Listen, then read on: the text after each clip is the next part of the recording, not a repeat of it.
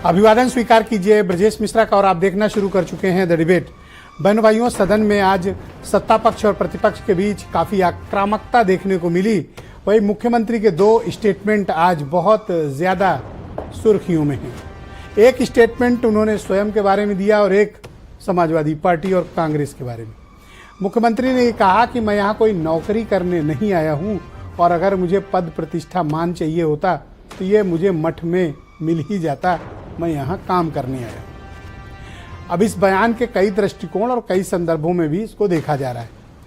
दूसरा मसला है कि मुख्यमंत्री ने आज सदन में जवाब देते हुए ये बात कही कि आने वाले चुनाव में 2027 में समाजवादी पार्टी सपाचट हो जाएगी और ये वो कह रहे थे खटाखट के परिप्रेक्ष्य में।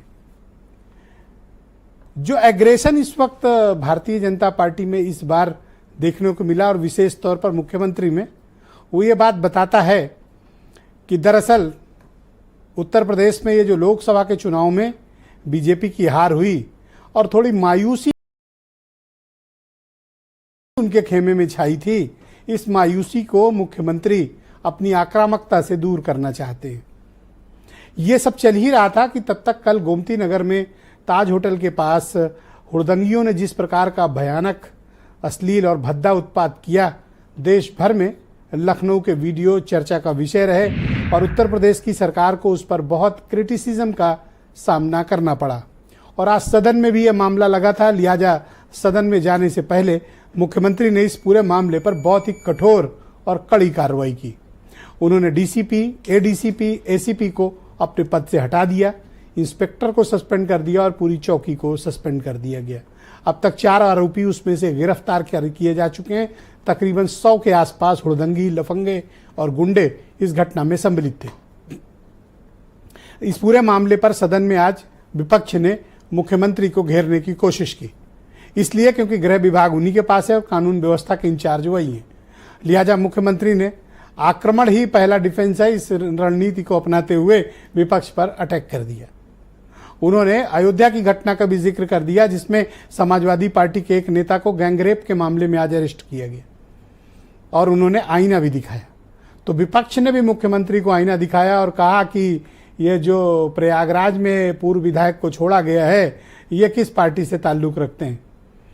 बहनों भाइयों, इन दिनों विपक्ष और सत्ता पक्ष के बीच उत्तर प्रदेश में जो संग्राम है ये देखने लायक है।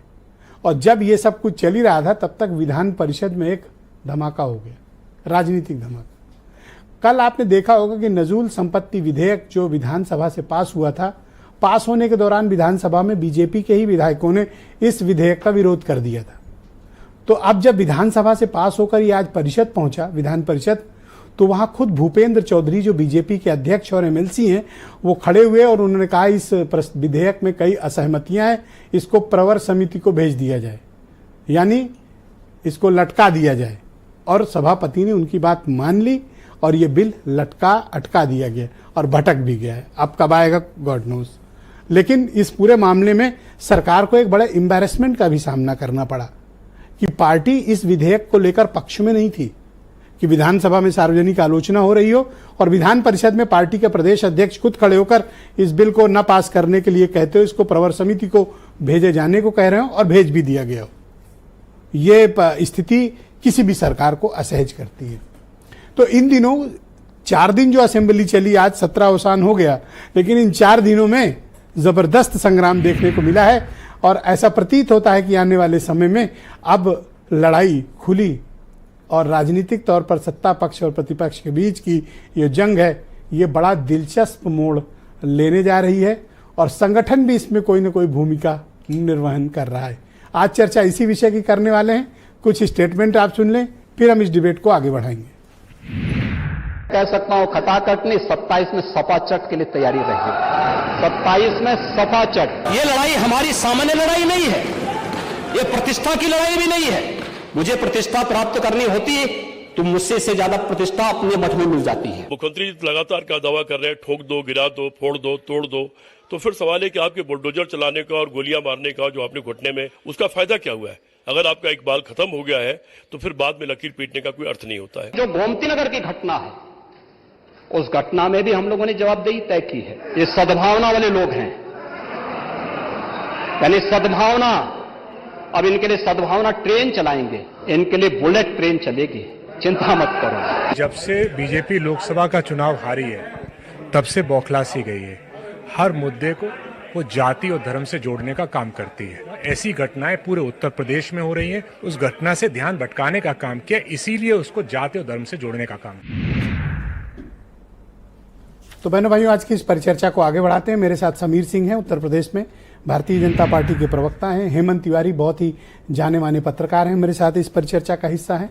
नाहिद लारी खान समाजवादी पार्टी की विधायक कोई प्रवक्ता है मेरे साथ। अब मुंह से निकला है तो विधायक बन ही जाएंगे।